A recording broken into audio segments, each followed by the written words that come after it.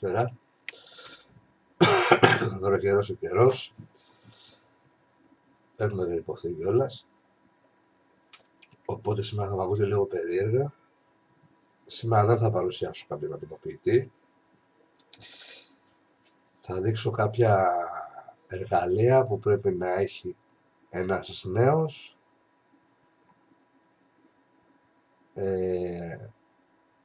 νέος εισερχόμενος νέος σε παρένθεση, έτσι. Ένας ο οποίος έχει περάσει το στάδιο του ατμίσματος με εργοστασιακούς ατμοποιητές και θέλει να περάσει σιγά σιγά στο στάδιο του ατμιστή που είμαστε και εμείς, που λίγο πολύ φτιάχνουμε μόνοι μας τις αντιστάσεις, που κάνουμε διπλές αντιστάσεις, μονές, ανάλογα. Γενικώς ξεφεύγεις από το στάδιο του εργοστασιακού και μπαίνεις στο στάδιο του επισκευάσιμου ατμοποιητή. Λοιπόν, κάποια εργαλεία, τα οποία είναι απαραίτητα να τα έχουμε, θα τα δείξω, θα πω 5 πληροφορίες. Αυτό, συγγνώμη, είμαι μπουκωμένος, είμαι με πυρετό. Γι' αυτό και δεν κάνω παρουσίαση σήμερα κάποιον ατμοποιητή. Ένα σύντομο βίντεο μόνο για το τι θα χρειαστούμε αν αποφασίσουμε να μπούμε στο κομμάτι επισκευάσιμοι ατμοποιητές, mode κλπ. Εντάξει. Λοιπόν, πάμε κάτω να σας δείξω μερικά από τα εργαλεία που σας ανέφερα. Εδώ είμαστε. Λοιπόν, ξεκινώντας λοιπόν από χαμηλά. Στον πάγκο εργασίας μας μπορούμε να χρησιμοποιήσουμε ένα κομμάτι μοκέτας. Εγώ χρησιμοποιώ χαλάκι. Αυτά που χρησιμοποιούν στις πόρτες. Σκουπίζουμε τα πόδια μας, έτσι. Το χρειαζόμαστε αυτό γιατί όταν αρχίζουμε και επισκευάζουμε, ξεβιδώνουμε βίδες. Επειδή είναι μοκετέ, η βίδα δεν κάνει πηδήματα, με αποτέλεσμα να ψάχνουμε να τη βρούμε στο πάτωμα. Άρα ένα τέτοιο χαλάκι, το οποίο είναι και φτελή στο ποσό του, 1,5 ευρώ, θα μας χρειαστεί για βάση εργασίας. Αυτά που θα σας δείξω είναι μια μέση κατάσταση. Υπάρχουν και φθηνότερα, υπάρχουν και ακριβότερα. Επειδή είναι χόμπι, μπαίνετε στην κατηγορία χόμπι, ο καθένας μπορεί να χαλάσει ό,τι λεφτά θέλει. Και εμείς όταν ξεκινήσαμε πήραμε διάφορα πράγματα, χρυσοπληρωμένα. Εν πάση περιπτώσει, εγώ θα σας δείξω μια γκάμα 5-6 εργαλείων, τα οποία σας χρειάζονται. Τώρα αν θέλετε να πάρετε ακριβότερα ή φθηνότερα, αυτό είναι δικό σας θέμα και εσείς αποφασίζετε. Αυτό το χαλάκι κοστίζει 1,5 ευρώ. Είναι χαλάκι δαπέδου από κλασικά μαγαζιά με τέτοια εδώ στην Ελλάδα. Λοιπόν, χρειαζόμαστε μια βάση στήριξης του ατμοποιητή μας. Υπάρχουν δύο. Υπάρχουν πολλές στην αγορά. Έχετε δει πολλές φορές που χρησιμοποιώ αυτό εδώ σαν βάση. Με βολεύει. Μια βάση η οποία είναι λίγο μαζεμένα τα πράγματα, δηλαδή δεν παίρνουν τα σύρματα. Εδώ στα κουτάκια μέσα βάζεις κάποια πραγματάκια μικρότερα που θες. Έχει θέσεις για εργαλεία που μπορεί να χρησιμοποιήσεις. Έχει το ομόμετρό σου. Βιδώνεις το ατμοποιητή, κάνεις τη δουλειά σου. Εν πάση περιπτώσει είναι ένα εργαλείο όλα σε ένα. Δεν είναι απαραίτητο. Όπως είπα στην αρχή, άλλο αν θες να χαλάσεις πολλά λεφτά, πες ένα τέτοιο. Αν θες να χαλάσεις πολλά λεφτά, πας σε πιο οικονομικές λύσεις. Πιο οικονομική λύση δηλαδή είναι αυτό εδώ το βολτομετράκι, το οποίο, όχι συγγνώμη βολτομετράκι, ομόμετρο είναι και αυτό, το οποίο μετράει τα ohm. Έτσι, βάζει το ατμοποιητή πάνω. Μπορεί να δουλέψει και σαν βάση, δεν έχει θέμα δηλαδή να πέσει αριστερά-δεξιά. Σε βολεύει να κάνεις τη δουλίτσα σου, μετράς και την αντίστασή σου Ένα τέτοιο χρειάζεται. Ιδίως οι καινούργοι που δεν έχουν μάθει ακόμα σύρματα,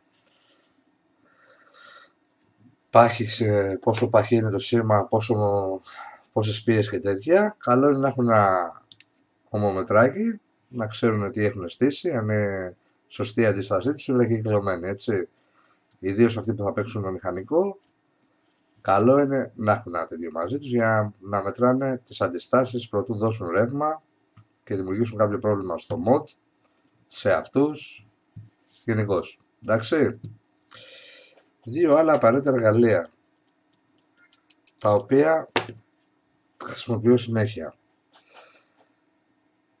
Τα μυτοτσίμπιδα. Τσιμπίδες, λαβίδες, δεν ξέρω πώς λέγονται. Είναι με κυρτή εδώ πέρα, πλατιά μύτη και με μητερή μύτη, από ό,τι βλέπετε εδώ πέρα, έτσι. Κεραμικά προτείνω, γιατί εγώ στην αρχή είχα πάρει μεταλλικές, αλλά δεν κάνουν.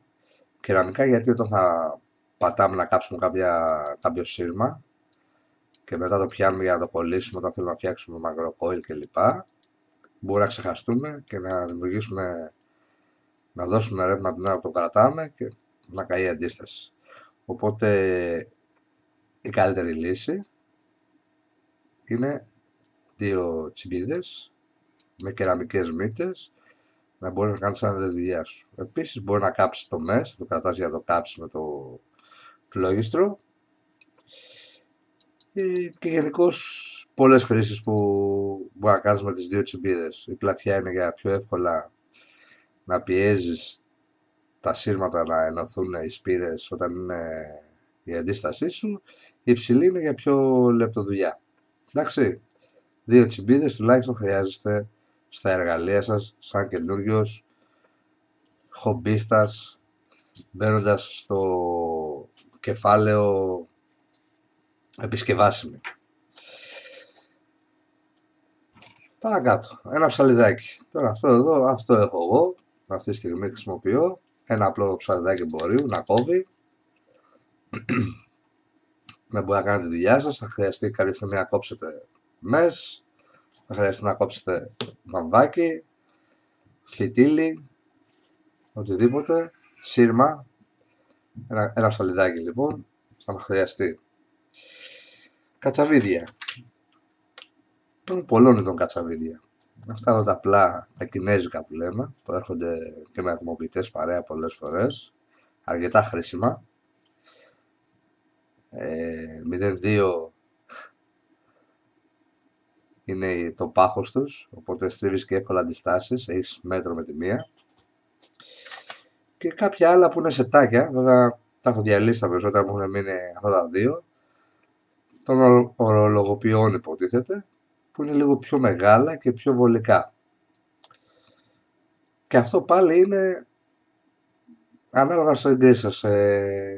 Έχω κάνει μια παραγγελία εγώ τώρα για να σας δείξω πώς να φτιάξετε ένα κουτί με όλα σας τα εργαλεία μέσα για να μπορείτε να το κουβαλάτε και μαζί σας. Έχω παραγγείλει κάποια πράγματα και κάποια στιγμή θα σας κάνω ένα βίντεο πώς θα το κατασκευάσετε και τι υλικά θα χρησιμοποιήσετε. Λοιπόν, τα κατσαβίδια πάλι είναι λίγο πιο μεγάλο, βολεύει απλώς κάποιες σφιχτές βίδες που δεν μπορούμε να έχουμε καλό πιάσιμο με το μικρό, έτσι. Αυτά, 2-3 κατσαβιδάκια τα χρειάζεστε. Σταυρό και ίσιο. Βέβαια παίζουν και τα Allen, αλλά κάθε ατμοποιητή συνοδεύεται, άμα έχει αλενόβεδες, συνήθως συνοδεύεται και από τα Allen.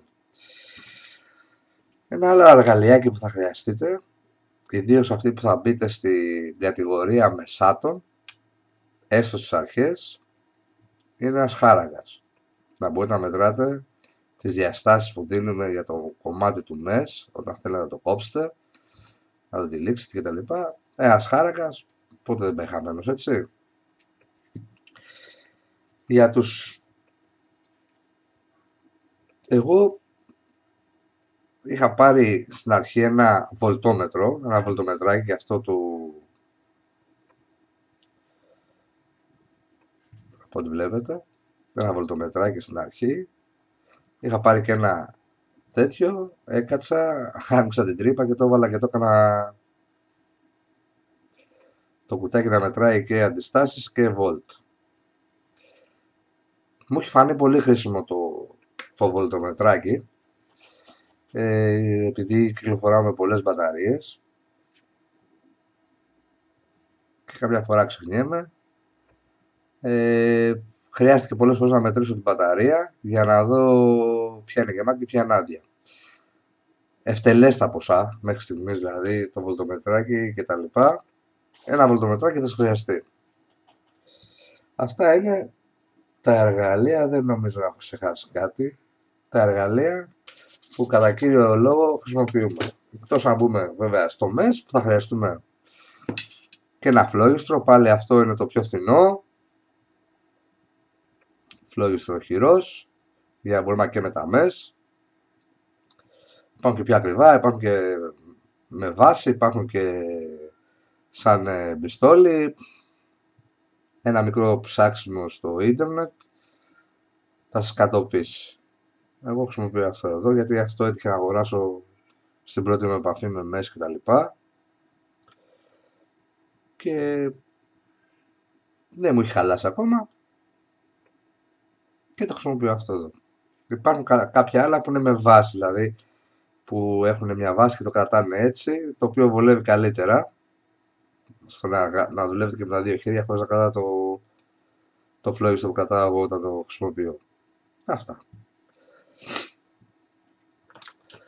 Λοιπόν, αν μπείτε στη διαδικασία του DID, θα χρειαστείτε επίσης μια βελόνα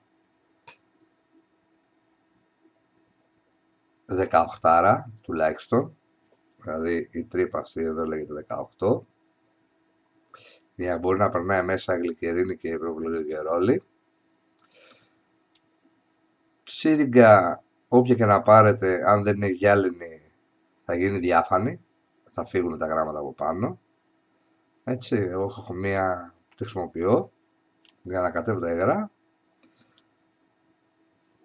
Και μπουκαλάκια των 100 ml, των 30 ml, πάλι δικά σας επιλογή. Να σας δείξω random τώρα ένα μπουκαλάκι που πιάνω. Των 100 ml, είναι από γνωστή εταιρεία.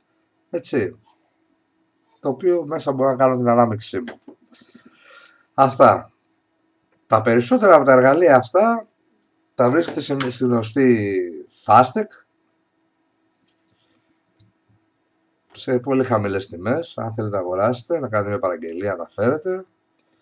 Επίσης στο πακέτο που φέρνω εγώ υπάρχει και ένα περίπου σαν το κατσαβίδι, ένα εργαλείο, το οποίο είναι με σκάλες και σου δίνει 4 διαφορετικές από 0,2 νομίζω μέχρι 3,5 σκάλες διαφορετικές για να μπορεί να στρίβεις την αντίστασή σου, να έχεις έτοιμο δηλαδή εργαλείο. Το έχω παραγγείλει αυτό και αυτό 1,5 ευρώ έχει φθηνό. Αυτά, δεν έχω κάτι άλλο να σας δείξω. Ίσως να χρειαστείτε και ένα κοφτάκι μικρό για να κόβετε τα πιο χοντρά σύρματα που θα χρησιμοποιήσετε αργότερα. Αν θα χρησιμοποιήσετε χοντρά σύρματα. Αυτά δεν θέλετε κάτι άλλο. Αυτά είναι τα εργαλεία. Απλά, λίγα και με τον καιρό θα προχωρήσετε. Ένα τρίκ για να φυλάτε το βαμβάκι σας. Επειδή εγώ παιδιά και έχω μπόλικα από αυτά, είναι μια χαρά, γιατί είναι σφαγίζει, βάζεις μέσα το βαμβάκι όταν θες να πας κάπου ή όταν θες να δεις το γραφείο σου, σφαγίζει και έτσι δεν βρέχεται, δεν λερώνεται και έχεις μονίμως καθαρό το βαμβάκι που χρησιμοποιείς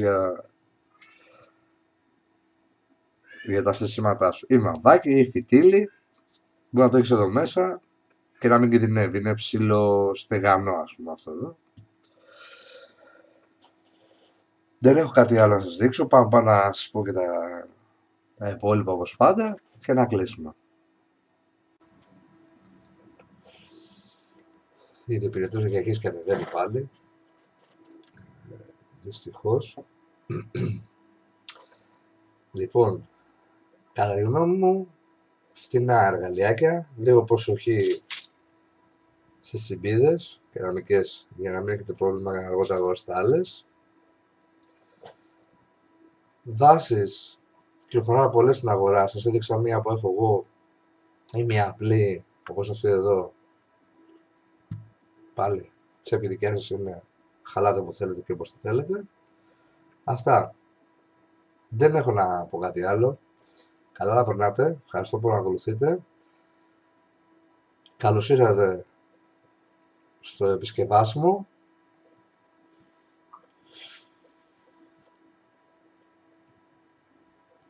Και καλή συνέχεια να έχετε. Λοιπόν, γεια σας. Την επόμενη εβδομάδα πάλι κοντά σας. Ελπίζω να είμαι καλά. Να σας συναντήσω.